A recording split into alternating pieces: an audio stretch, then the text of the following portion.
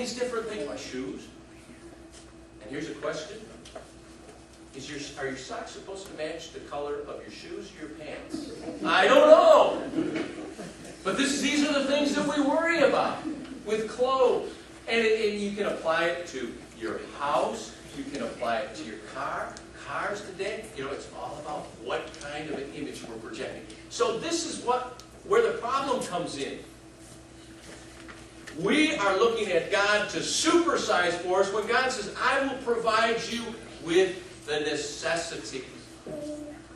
Now the problem with supersizing is it's very, very easy to just take over our lives. And what happens is, and think about our behavior. You go through a day, and what's on our mind is, what can I get? What am I going to buy? What am I going to get that's going to make me happy today? What material thing? Our relationships are based on that, aren't they? What are you going to do for me so that I can get the things that I want? And probably the most noticeable area in our lives where material things, material necessities, or supersized material necessities apply is in plans. Where are you going to be 10 years from now? And what do you think about 10 years from now? Are you thinking about what is God going to be doing through my life? Thinking about that? Or are you thinking, where am I going to live? What kind of job am I going to be having? Things like that. Is it wrong? No. Is it easy for that to take over our lives? Absolutely. If you get a check for $100,000 in the mail today, I bet you'd say that the Lord has blessed me. Maybe. Maybe, right? Because who's going to be right beside you when you open up that check and decide how to spend it? Who's going to be right there? Satan. Satan's going to be right there. Satan's greatest tool to lead people away from Christ is prosperity. And why? Because the nicer life becomes, the easier it is to just slowly give ourselves over to the nice life. Now, I'm not being negative. I'm just saying, that's true. I know that's true. But nobody tells us that's true. In a moment, you're going to go, well, in a few moments, you're going to be going home, and you are going to watch the mega consumer event of the year. Some of us will watch just for the commercials. The commercials are not going to be exhorting us to think about spiritual things. They are not going to exhort us to put things in the perspective of, hey, these are not all that important. They're going to say, buy, and you deserve it. You have to have it. We have to hear. Boy, if we fall into that, the results are dramatic and drastic and destructive. Let's hear what Jesus says to us. Very interesting, the reaction of the people. They follow him to the other side, and they say, oh, Rabbi, when did you get here?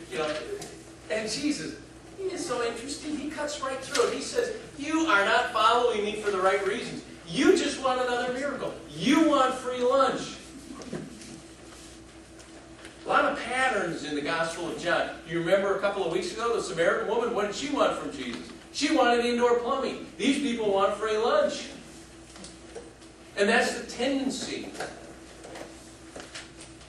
We look at miracles as a way to make our lives easier. And Jesus says, you don't want me because of what that miracle says concerning who I am and what I can do for you.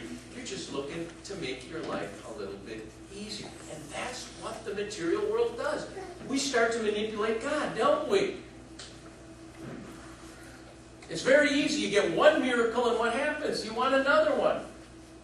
When you have a good day after a series of bad days, are you satisfied? You say, well, 1 and 7 is pretty good. I'll take my one good day. No. We want 2 and 3 and 4. You win the lottery. Oh, that's wonderful. God, how about a monthly lottery? That'd be cool. What do we do with miracles? We say, God, this is the way I want my life. Would you please organize things so that it falls into place? Now, what is that? That breaks one commandment. Which one? It breaks the big one. We say, love the Lord your God with all your heart and all your mind and all your soul. Is that loving Him with all our heart, mind, and soul? No, that's saying, God, you've got to do things the way I tell you. And how's that happen? It happens because we get caught up in the material world. It's so easy. And that's why Jesus says, you got to rethink this all. He says in verse 27, don't work for the food that spoils, but for food that endures to eternal life, which the Son of Man will give you, Jesus. On Him, God the Father has placed the seal of approval. And here again, you see that repetition. Nicodemus is looking for a checklist related. Jesus says, you need the Son of Man. You need eternal life. The woman at the well is looking for somebody to give her water every day. He says, you need the Messiah. The paralytic, he heals him. The man can walk. And Jesus says, hey, this is great. I'm glad you can walk. I'm glad you can run. But someday you're going to die. You need to live eternally. Once more, Jesus comes back. He says, look, everything in the world that there is that you can have, if you cannot step into eternity with me, it's all for naught. And think about that. Isn't that true? 3,000 years ago, a man by the name of Solomon described a material-oriented life apart from God, like chasing after the wind, trying to grab something, and all you come up with is air, air, air. And it's true, isn't it? I mean, we struggle so hard. I think you're all in the same boat, you know? We're going from paycheck to paycheck to paycheck, you know, and we think we're getting along and saving a little money and getting all excited, and then what happens? Bam! Car. Gotta go to the hospital. And then it's, you know, back and then fighting that. And we get a little something, and then we feel bad because we overspent, you know, and it's always, you know, it's always the worry. And then what happens? We come to that day, we die, and then we just lose it all. What happens? Somebody gets it, somebody who probably doesn't deserve it, or it gets sold, or it goes to Goodwill. But we sure don't take it with us. It's frustrating. Jesus Christ comes along and He says, look, if you put the spiritual first, if you put Him first in your life, and you let Him lead your life, then the physical going to explode in spiritual blessing. And for the Christian, what it means usually is less is more. Less is more. In other words, when you learn to let Jesus control our views of satisfying our physical necessities, we enjoy the way He blesses us more, even though He gives us less. You say, boy, that's vague. That's mystical. No, it is a little bit, but it's very real, and you've experienced it. You have experienced it. What do you feel like after you ever cut loose once and say to yourself, I'm splurging on myself. I don't care. I'm just going to splurge. I'm going to baby myself. I deserve it. I've been working hard. And you go out and you spend a ton of money.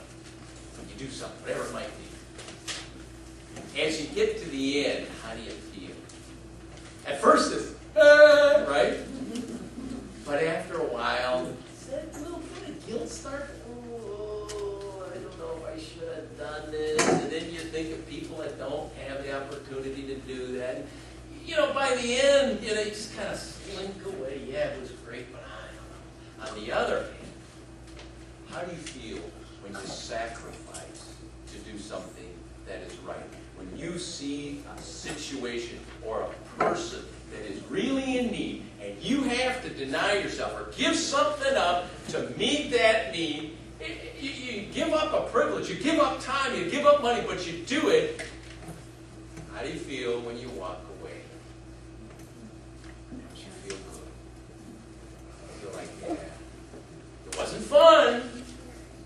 This is really what life is about. Why? Because that's what God created you for. Last week we talked about that. Jesus said, my Father's always working around me, and I am always working. And we are part of that team. When we start to view our physical blessings through the spiritual eyes of Jesus Christ, we are teaming up with Jesus Christ, and that's what life was meant to be.